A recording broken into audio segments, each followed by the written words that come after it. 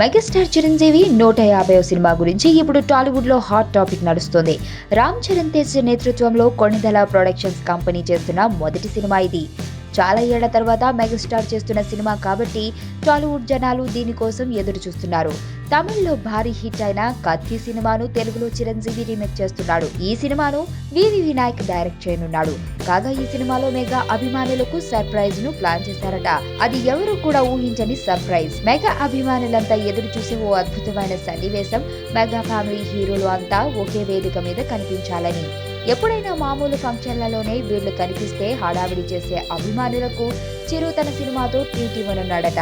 తన 150వ సినిమాలో mega family హీరోలు అందరినీ స్క్రీన్ మీద చూపించనున్నారట. రామ్ చరణ్, అల్లు అర్జున్, వరుణ్ తేజ్, సాయి ధర్మ తేజ్లు స్క్రీన్ మీద కనిపించనున్నారని సమాచారం.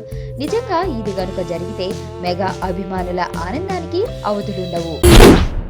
వైలెన్స్ లేకుండా చూడగలిగే లవ్ స్టోరీలు ఎప్పుడు వస్తాయి కదా.